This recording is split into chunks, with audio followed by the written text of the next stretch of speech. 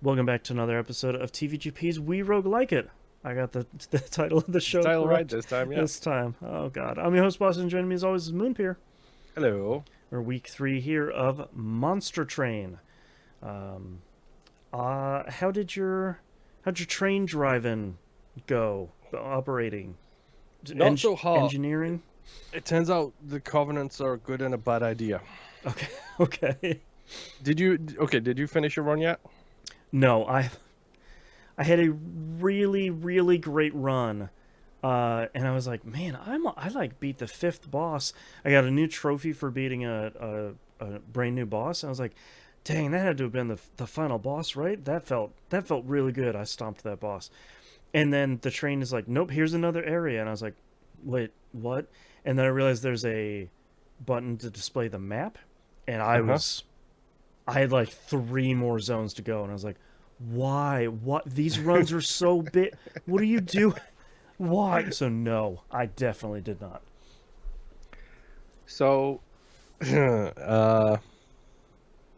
don't know what the Covenant is yet, so you don't know what the weird arrows are yet. I've seen some of them in game because the game is there's like a it's one of the few roguelikes that does unlocks really well of like, hey, if you want to unlock this new deck or like faction or whatever, you need to do X, Y, or Z. Or if you want to unlock difficulties, you need to do this. If you want to unlock this, you need. So it's really clear, and it's like, hey, if you want to unlock covenants, you do this. And I'm like, oh, okay, Uh-huh. those sound like extreme difficulty options.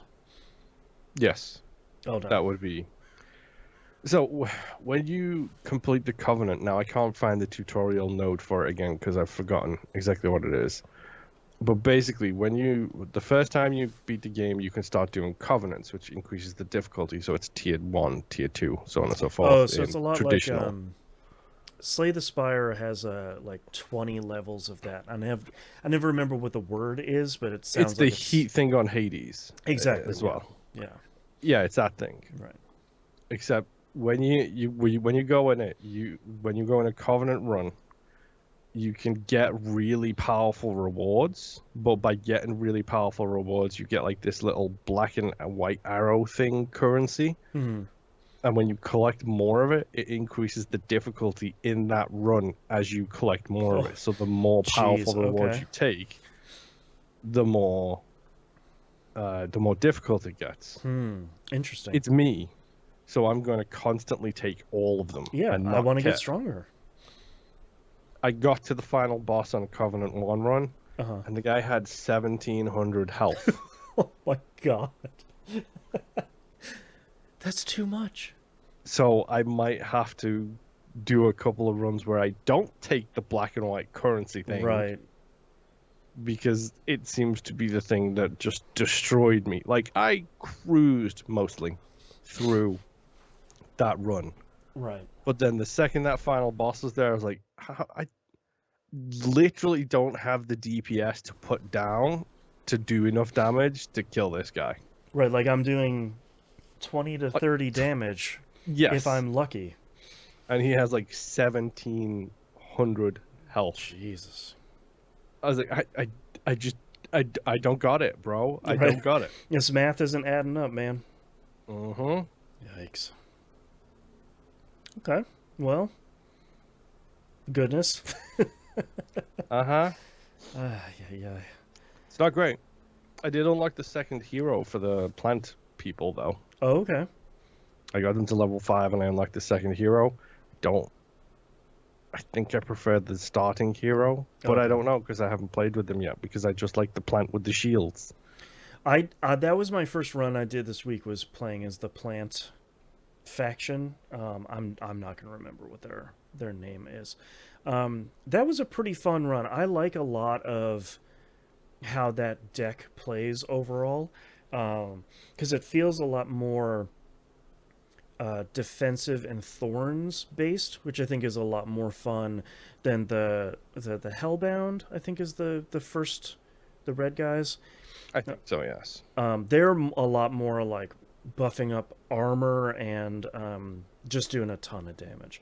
Um, So that I like the second one a lot more. They also, you can get really deep into spells with them too, which is really Yeah, cool. which is I think how I unlocked the third faction, Hellhaunt, the by the way. Hell Horde. Okay. And the Um, Awoken is the grass people. okay, I unlocked the Stygian Guard. My current team is the Awoken and the Stygian Guard. Oh, okay.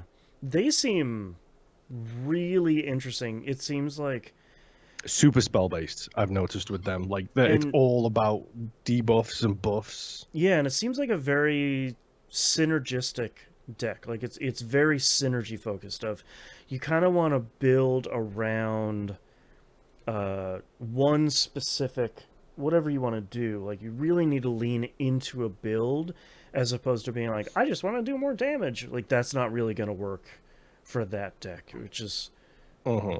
pretty interesting for a deck even in this game where each of the decks or classes or factions, whatever you want to call them, feel very different, and that's been pretty impressive so far. Yeah, I did get one of the Stygian Guard units, not the hero unit, but one of their units is like an octopus guy, and he has a double attack and a sweep. Mm. So he attacks everybody on the floor. Oh So yeah. my go-to right now is to put the plant defender hero at the front on the bottom floor, Mm. and put that one right behind them, Mm. so that I can heal the plant defender and do the 20 damage. That's my preference for that particular character, is the not the spikes damage, but instead the heal damage. That's really strong. The Yeah. like healing and regen does damage to the enemies. Uh-huh. That one's real good. And then if you throw the octopus guy who does the sweep with multi attack behind, I was using the covenant buffs to increase their damage, because what the covenant buffs is, it gives you additional like stones that you can put on cards, Mm. and some of them are like increase magic damage by 15. Oh And so wow. if you get, I can't remember what run it was, but you know the sting card where it's the zero value do 10 damage and then you get it back later card. Mm-hmm. I had one of those that was intrinsic, which means it starts in your hand straight away. Mm. It had an extra slot on it, so it had 3 slots. So it was intrinsic. It couldn't be discarded, so it put itself back to the top of my deck Oh after I'd jeez. used it. Um, and it did like 40 damage. Oh jeez. And then I basically just copied that card like 3 times. Right. So You're just every single cruising. fight, I started with 3 of those cards in my hand Mm-hmm. and the hero. So I would put the hero down and then just start throwing the sting cards. Oh jeez. And then the next hand, I had the same 3 cards because it just looped itself back into the top of my deck. Right. Wow. Man, card games are great. They are, but they're difficult as well, is I, the problem. and I think one of the things that makes Monster Train so easy to play is I really appreciate how explicit this game is about what the card verbs do.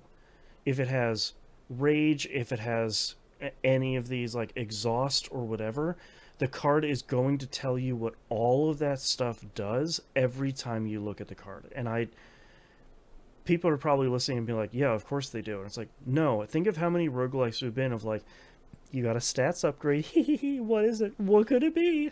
Yeah. Who cares?" Like Go look it's at soy milk as like one of the worst things to like potentially look at happen. like almost anything in Isaac of just like what is it?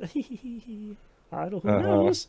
But like I really appreciate that in a game like this that has so many moving parts like that. It's very explicit about like this is what this spell does, and this is how many HP it restores to a unit every round when regen is applied to it. Like great, yes, thank you, perfect. Uh-huh. I need those numbers. Okay. So I looked. The black and white triangles thing as I was talking about, that's called pact shards, and that's specifically from the DLC. Interesting. Okay. And if you collect 100 of them, you get a final battle. You turn into supersonic.